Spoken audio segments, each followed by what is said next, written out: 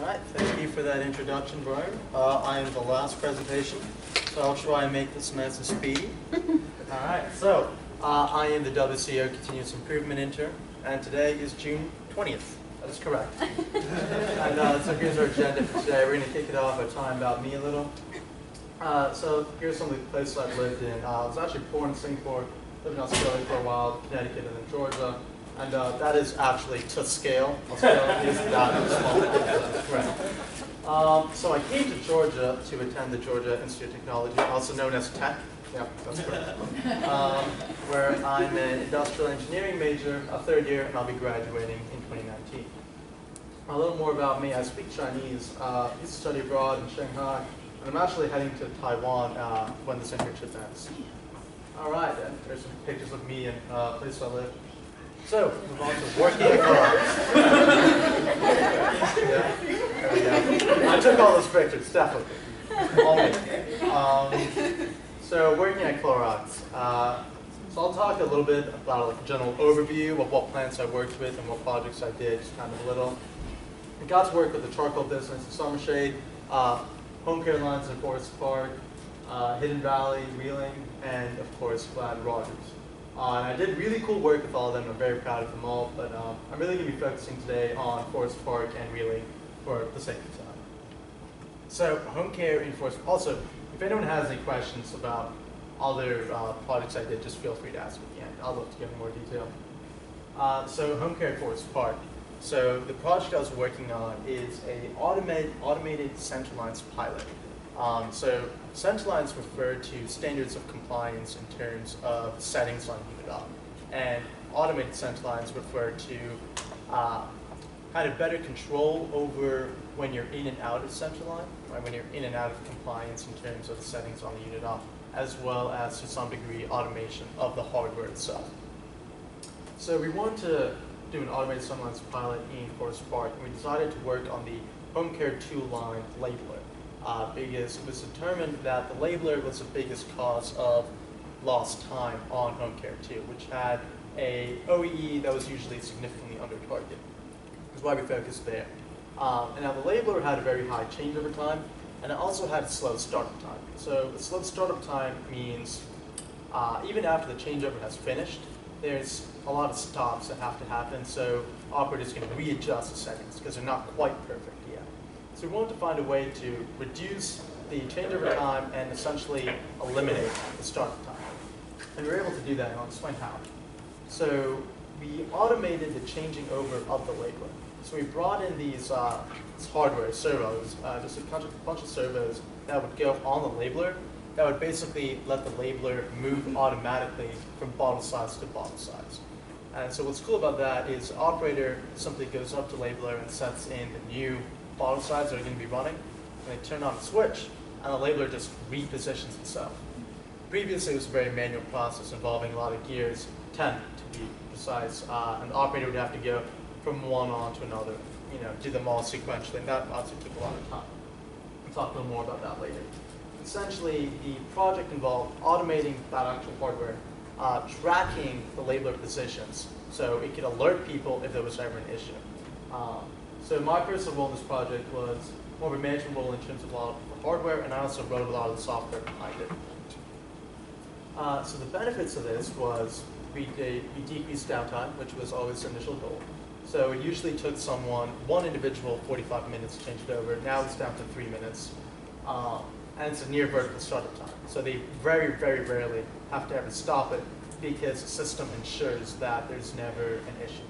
And if the labeler is ever not actually if it's set up in a way that's not according to the standards in the database, there are actually emails sent out to all the people that should be notified, right? So people can keep track of that issue while going on with everything they need to. So pretty nice and convenient there.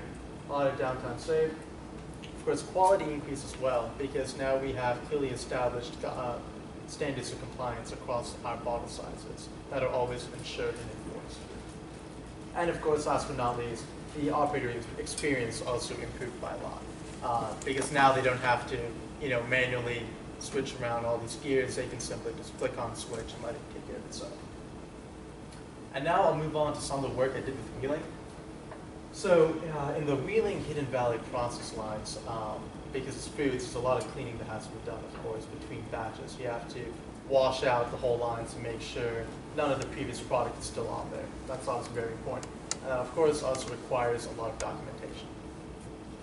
So all this documentation previously was on paper.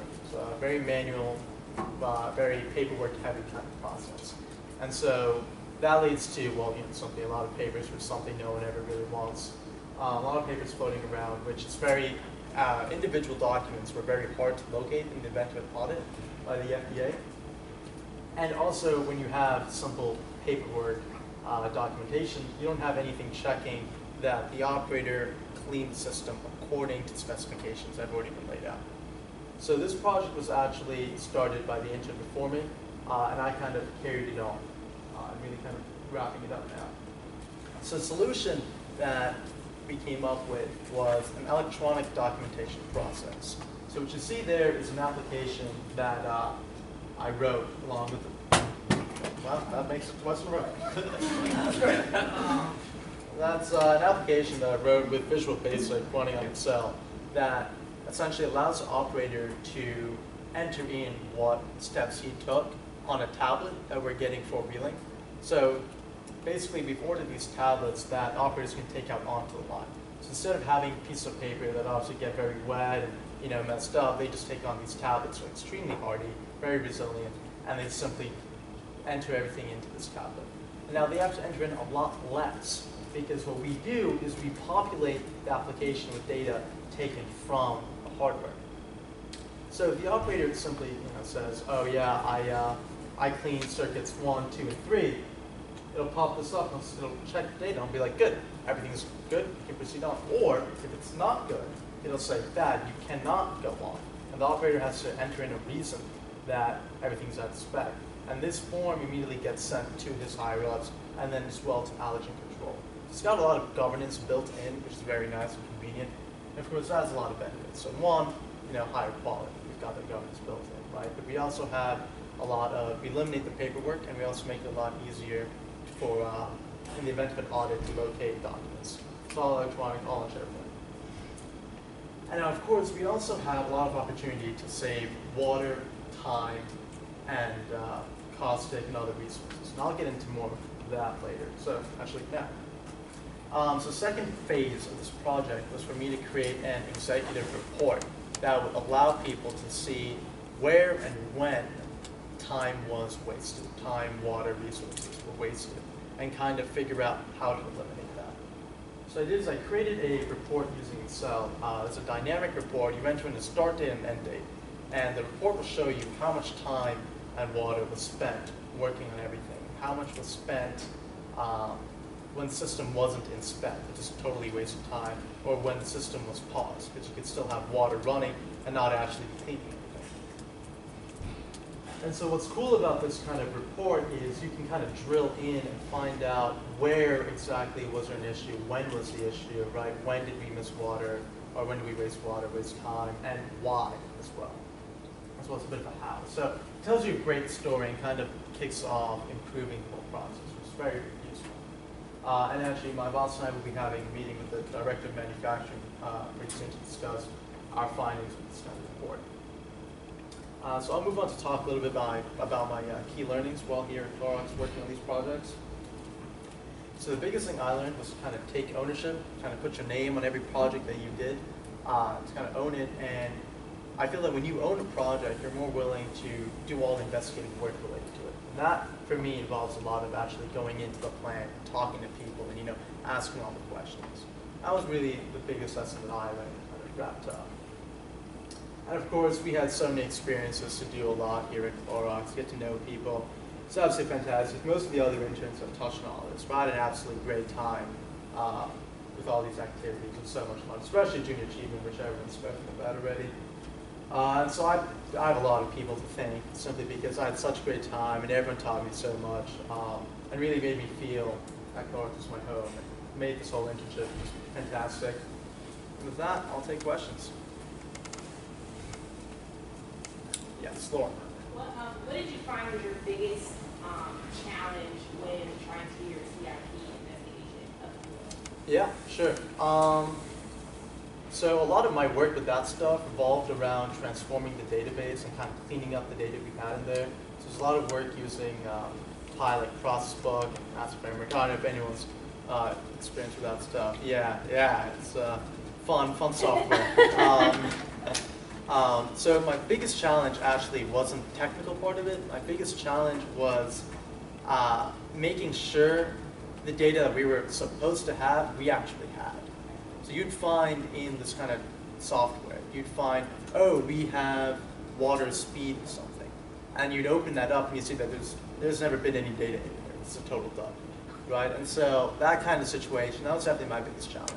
Because then that meant I'd have a conversation with someone, and there isn't really a whole lot of people that kind of own the data in the plans. And that's kind of difficult. Any other questions? All righty. That's it for me.